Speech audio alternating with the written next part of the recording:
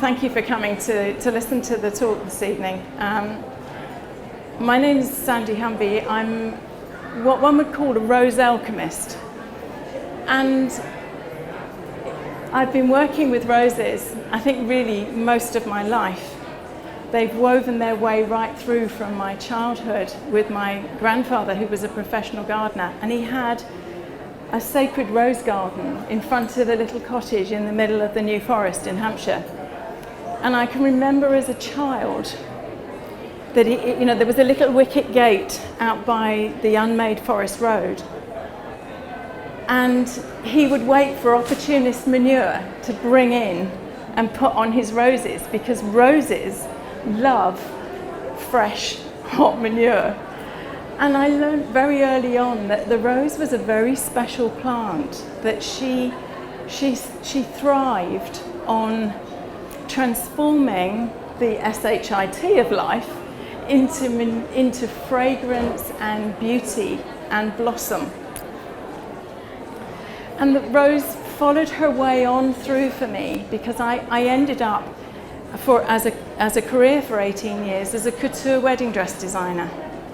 And I listened to the stories of all of the women who came to me for the dresses.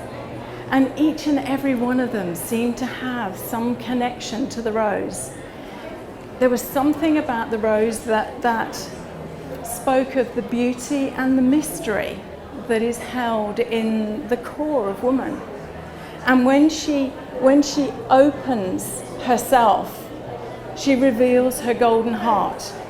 Right? The rose is a really sacred and very powerful energy.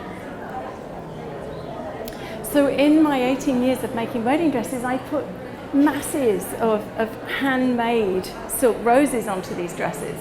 And the girls would come in and they'd tell me their story of how they had met their beloved, how they had come to meet this person, this magical person that they were going to journey with.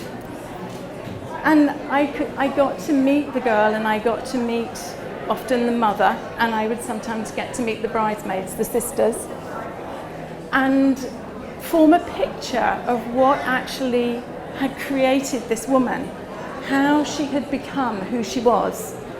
And then I'd get the opportunity of going perhaps to her home and actually dressing her on the morning. And I'd see the home environment that formed her, meet her father.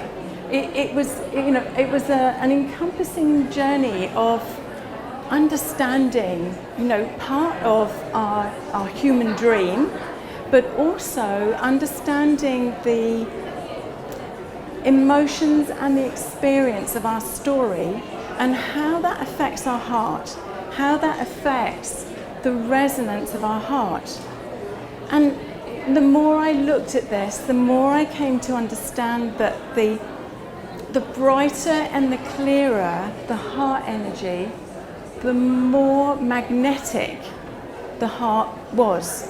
The clearer this woman was in creating a connection and a relationship that was integrous, was healthy, was vibrant, and ultimately was long-lasting.